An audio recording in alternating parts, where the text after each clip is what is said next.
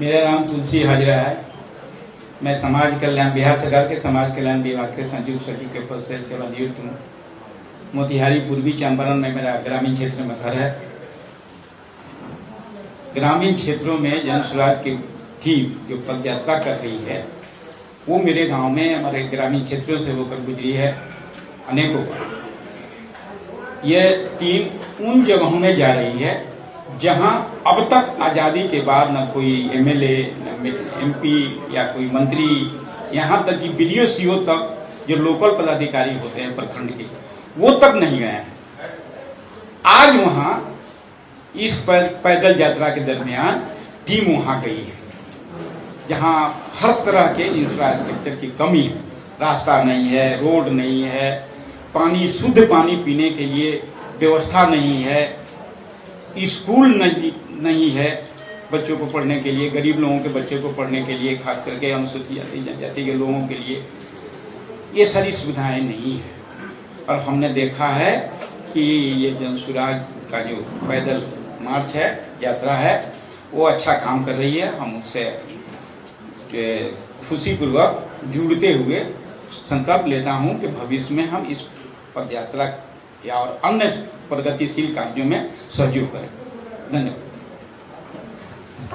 अंत में श्री अरविंद कुमार सिंह जी। जन सुराज में जुड़ने का सबसे आकर्षण मेरा क्या था? ये बिहार में नहीं, देश में मैंने किसी प्रणेता को, किसी संस्था के संस्थापक को नहीं देखा जो गांवों में जाके गांव की बदहाली के लिए गांव के लोगों को ही जिम्मेदार ठहराता हो।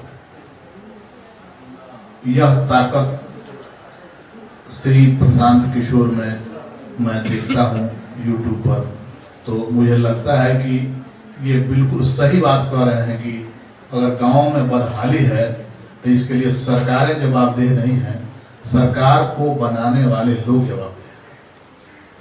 और इस बात को दम से लोगों के बीच कहना कि भाइयों ये आपकी कमजोरी है, आपको कोई ठगता नहीं है, आप खुद ठगने के लिए तैयार बैठे हुए हैं, ठगाए जाने के लिए, ये हमको अपील करता है। और मैं अपने अन्य मित्रों के साथ इस अभियान में शामिल हुआ और अभियान का उद्देश्य जैसे आप जानते ही हैं कि जब तक यहाँ के लोग, परिवार सुधरता है जब उसके सदस्य सुधरते हैं।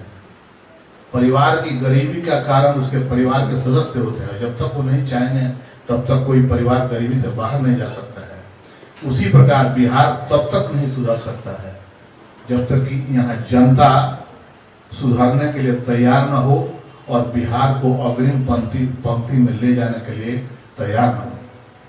और यही अभियान चलाया जा रहा है कि लोगों को बताया जाए कि आप सजग होइए, आप योग्यता और मुद्दे पर रहिए और अपने बच्चों का भविष्य देखिए और तत्पश्चात आप सरकार बनाने में अपने इच्छानुसार सहयोग कीजिए। यही मैसेज अभी दिया जा रहा है। यह मैसेज साल भर के बाद क्या रंग लाता है मुझे। और मैं जब डीएम था वहां पर ग्रीन सिटी भगवा बनाया जा रहा था, तो लोगों को ऐसा लगता था कि डीएम साहब रिटायर करने के बाद यहाँ से चुनाव लड़ेंगे। मैंने उस समय भी कहा था कि नहीं, मेरी कोई राजनीतिक महत्वाकांक्षा नहीं है। लेकिन जब इस अभियान से जुड़ने की इच्छा हुई तो मैंने सोचा कि नहीं, पहले मुझे जहां मैंने कर्मभूमि के रूप में अच्छा काम किया वहां लोगों से मिलना चाहिए और परामर्श करना चाहिए। मैं कैमूर गया था और वहां के व्यवसायी वर्ग, अधिवक्तागण, शिक्षक, आम जनता, मुखिया, जनप्रतिनिधि सभी से मिलकर मैंने ये विचार कहा कि प्रशांत किशोर जी ये चाहते हैं, तो आप लोग क्या चाहते हैं, क्या मुझे जुड़ना चाहिए इस अभियान से कि नहीं जुड़ना चाहिए। सभी लोगों ने कहा कि यह परिपक्व समय सर परिपक्व है, जो बिहार की स्थिति में है वैसी स्थिति में अच्छे लोगों की जरूरत है। यदि आप जैसे लोग इससे जुड़ते हैं और एक परिवर्तन की बयार पूरे बिहार में आप बहा पाते हैं तो हम सभी लोग साथ देंगे। तो आज इस अभियान में जुड़ने के साथ आप सभी मित्रों, बंधुओं, पत्रकार बंधुओं से मैं अपील करता हूं कि जितना भी जो समीकरण माई और बाप जो बनते आया है, वो सभी को छोड़कर हम लोग सिर्फ एक समीकरण एक याद करें, एक बिहारी बने, और जो जन स्वराज का नारा है, जय बिहार, जय जय बिहार। मैं ललन जी उर्फ ललन सिंह यादव, मैं सहरसा से आयुक्त से रिटायर किया हूँ। उसके पहले मैं नवादा में कलेक्टर था, कटिहार में 2 बार कलेक्टर रहा,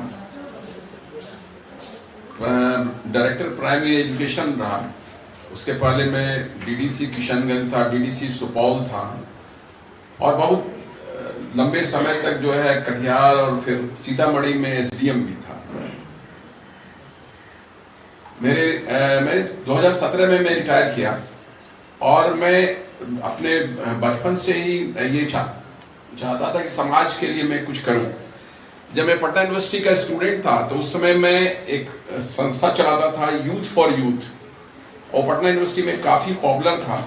और उसका मेन जो काम था ये कि उस समय जिसमें मैं पढ़ता था, ये लेट 70s में था, जो हमारा कोर्सेज बहुत इरेगुलर हो गया था। पटना में जो जात पात था वो खत्म हो, एक कास्टलेस सोसाइटी हो। तो इन सब चीजों पर मैं उस समय से ही काम कर रहा था, और रिटायरमेंट के बाद ये नेचुरल था कि मैं इन सामाजिक और राजनीतिक कार्यों में इंटरेस्ट लूं।